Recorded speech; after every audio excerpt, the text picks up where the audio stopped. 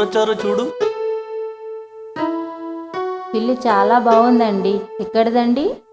నేను డాబా మీద పెయింటింగ్ వేస్తుంటే వచ్చింది.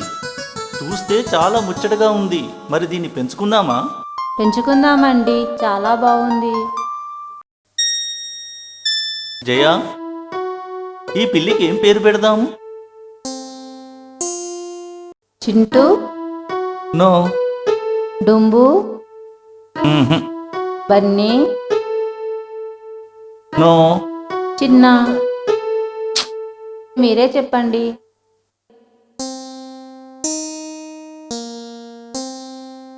హృదయ ఎలా ఉంటుంది? చాలా బాగుందండి. హలో, నీ పేరు ఈ రోజు నుంచి హృదయ.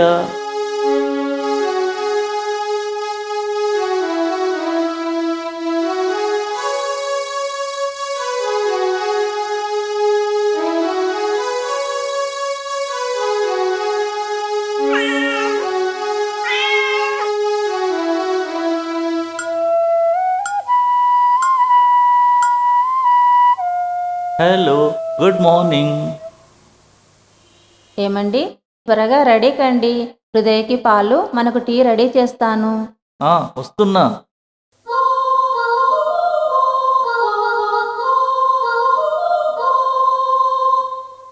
ఏమండి, మన హృదయ వచ్చిన వేళా విశేషం ఏంటో కానీ మీలో చాలా ఆనందంగా అనిపిస్తుందండి. అవును, నీవు కూడా చాలా ఆనందంగా కనిపిస్తున్నావే. Sir, courier. వస్తున్నా.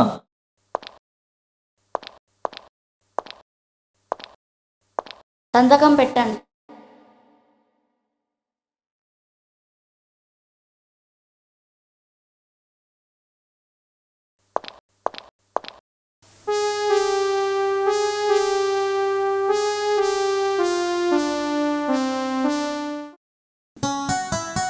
ఏమిటండి అది?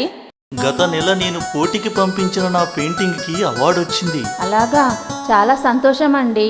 మన హృదయ వచ్చినప్పటి నుంచి అన్ని శుభాలే జరుగుతున్నాయి మనకు.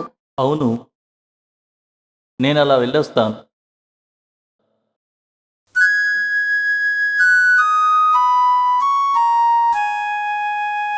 అదినమ్మా, ఉన్నారా?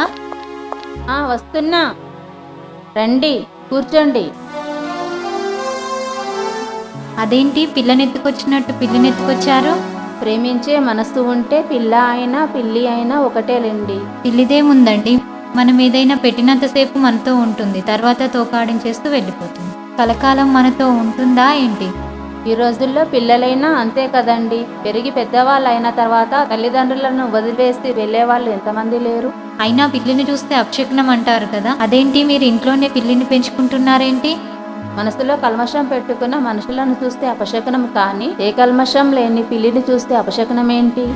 అలా అంటున్నారు, కానీ ఒకరోజు నేను మా ఆయన బైక్ మీద వెళ్తుంటే దారిలో పిల్లి అడ్డొచ్చింది. కాస్త దూరం వెళ్ళేసరికి యాక్సిడెంట్ అయింది, ఇద్దరికి దెబ్బలు తగిలాయి. అప్పటి నుంచి పిల్లి అడ్డొస్తే చాలు మా ప్రయాణాన్ని మానుకుంటా. మీరు మరీ చాదస్తంగా మాట్లాడుతున్నారు. పిల్లి అడ్డొస్తే యాక్సిడెంట్ జరగడం ఏంటి? అక్కడేదో పొరపాటు జరిగి ఉంటుంది. యాక్సిడెంట్ని పిల్లిని ముడిపెట్టి పిల్లిని అవమానించడం తప్పండి. ఏమోనమ్మా, నాకెందుకు వచ్చిన బాధ, వెళ్ళొస్తాను.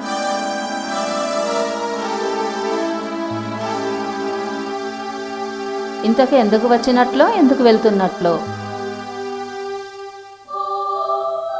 ఏమండి, ఈరోజు మన పక్కింటి లత వచ్చింది. మన హృదయ గురించి ఎంత చులకనగా మాట్లాడిందో తెలుసా? వింటుంటే నాకే చాలా బాధ వేసింది. అయ్యయ్యో, అలాగా? అవునండి. అయినా పిల్లి అపశకునం అంటారేంటి?